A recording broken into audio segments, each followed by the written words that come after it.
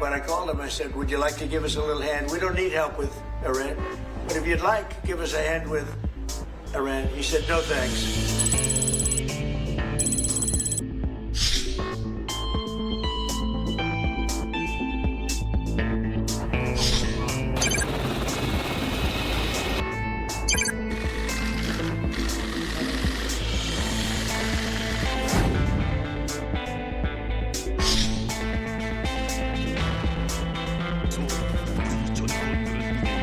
역사에 전무한 대중적 명곡.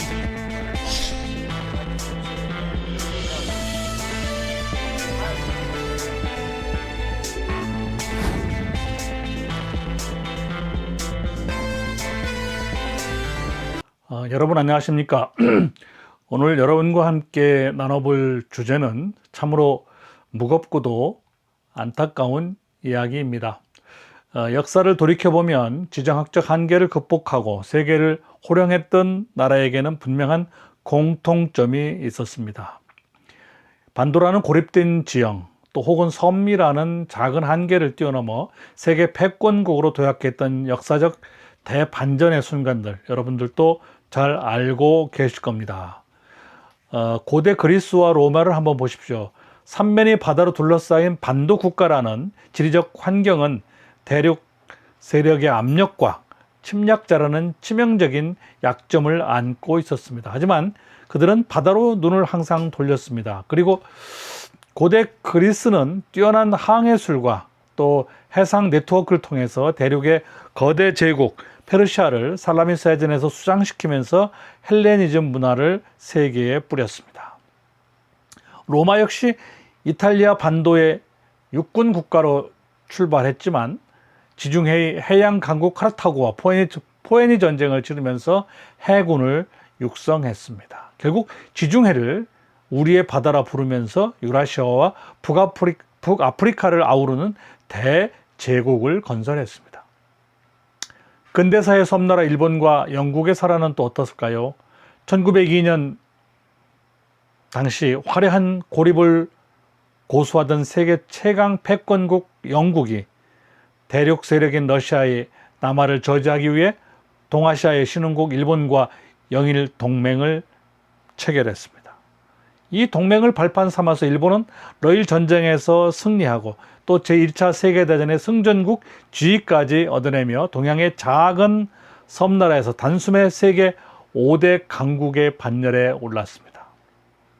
여러분, 반도 국가이든 섬나라든 간에 강대 국가의 전략적 동맹과 해양을 향한 자강의 의지가 결합될 때 비로소 세계를 지배하는 거대한 역사가 탄생했다는 사실을 역사는 명백히 증명하고 있습니다. 그렇다면 오늘날 대한민국은 어디에 서 있을까요? 우리는 21세기의 세계 최강 해양 패권국 또 우주 패권국인 미국과 한미 동맹이라는 인류 역사상 가장 강력한 연쇄고리를 가지고 있습니다. 6.25 전쟁의 잿더미 속에서도 맺어진 한미 상호 방위 조약은 대한민국이 안보 부담을 덜고 경제 개발과 첨단 산업에 몰두할 수 있게끔 해준 버팀목이었습니다. 반도체, AI, 조선, 방산 역량에 이르기까지 한국이 세계 5위권의 군사력과 경제를 갖춘 글로벌 중추국가로 도약할 수 있었던 그 바탕에는 바로 한미동맹이라는 굳건한 축이 있었던 것입니다. 과거 일본이 영국과의 동맹을 통해 세계적인 강국으로 도약했듯이 대한민국 역시 세계 최강 미국과의 혈맹을 가치동맹, 기술동맹, 공급망 동맹 등으로 발전시켜서 나간다면 현대사에서 그 누구도 넘볼 수 없는 세계 최고의 강국으로 거듭날 수 있는 결정적 기회를 맞이하고 있다고 저는 봅니다. 그런데 지금 우리 눈앞에 벌어지고 있는 현실들 어떡합니까? 참으로 개탄스럽고 안타깝습니다. 참 안타깝기 그지없습니다. 천재 이루의 이 기회를 활용하는 것 같지 않습니다. 스스로 발로 차버리고 있는 것은 아닌지 걱정이 됩니다. 최근 언론을 통해 흘러나오는 우리 대통령님의 현 정권, 그들의 안보관과 애교적 행보를 보면 군의 기초적인 지휘체계나 전시작전의 개념조차 제대로 인식하지 못하고 있는 것 아니냐는 심각한 우려를 금할 수 없습니다. 그래도 머리가 있는 분들이니까 군의 경험이 없더라도 잘 해내겠지라는 생각을 했지만 그것은 기우가 아니라 실제가 되었습니다. 최근 한미연합훈련, 을지 프리덤 쉴드 연습이 진행된 과정에서 벌어진 일들을 한번 볼까요? 미군 지도부가 전시 지휘소인 CP 탱구에서 일시 철수하는 초유의 사태가 발생했습니다. 아우, 세상에, 한국 70년 역사에서 이런 일이 없었습니다. 야외 기동훈련이 사실상 취소되는 난맥상이 드러났습니다. 저는 CP 탱구에서 수년 동안 연습을 하였습니다. 작전 계획을 수립하고 이 작전 계획이 실제로 잘 되었는지, 또 문제는 없는지 한국 정부의 전쟁 지휘부인 문서구를 중심으로 한미 양국의 대통령과 정부, 합동참모부와 연합사가 잘 작동하는지, 서로 코어는 잘 되고 있는지, 문제점은 없는지를 점검하는 그런 연습입니다. 이 훈련은 한국 정부와 미국 정부가 똑같이 참여합니다. 실제로 지휘관 지침과 참모들의 판단을 워게임계의 모든 재원을 넣어놓고 이를 움직여보는 세계 최고의 워게임을 하는 모델형 연습입니다. 그래서 한국군은 최고의 경험과 실력을 갖춘 미군으로부터 제대로 한 수 배우고 코워크하는, 함께 훈련하고 함께 경험을 공유하는 훈련을 하게 되는 겁니다. 그래서 미국군과 한국군은 실제로 호흡이 가장 잘 맞습니다. 한미 간의 안보 공조가 삐걱대고 미 국방부 및 백악관과의 전략 소통이 차갑게 식어가는 정황이 도처에서 감지되고 있습니다. 대통령은 우리가 세계 5위 군사력과 방산 역량을 갖췄으니 우리 스스로를 지킬 역량이 차고 넘친다며 임기 내 전작권 조기 회복을 외치고 있습니다. 그럴까요?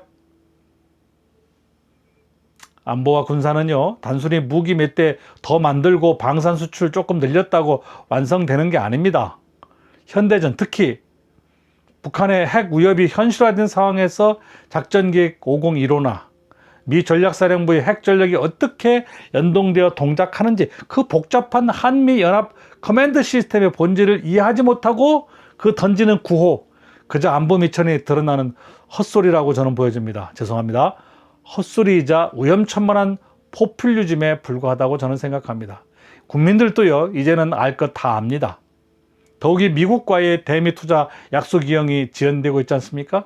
그리고 중동 정세나 국제 안보 이슈에서 미 측의 요청을 한 칼에 거절하는 등 한미 간의 전략적 신뢰가 무너지고 있다고 저는 보고 있습니다. 급기야 미국이 한국을 패싱하고 북한과 직접 대화에 나서는 기이한 양상마저 보이고 있습니다. 애교가 뭡니까? 강대국의 역학관계를 정밀하게 읽어내고 우리에게 필요한 실리를 철저하게 챙기는 것, 그게 바로 애교 아니겠습니까? 이 바탕에는 물론 군사력이 있어야죠. 그래야 롤링 카페트가 되고 애국가의 정상에 가서 목에 힘을 주고 이야기를 할 수 있겠죠.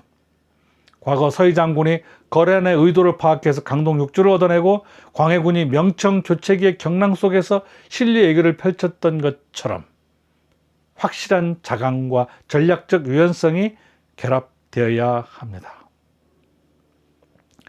명분론에 그저 사로잡혀서 자강도 없이 대륙 세력만 바라보다가 삼전도의 굴욕을 겪었던 인조 임금이나 열강의 강대국 정치 속에서 갈팡질팡하다가 일본에 붙었다, 청나라에 붙었다, 그 다음에 러시아에 붙었다, 이 국권을 빼앗겼던 구한말 고종의 우를 다시 범해서는 결코 안 되지 않겠습니까?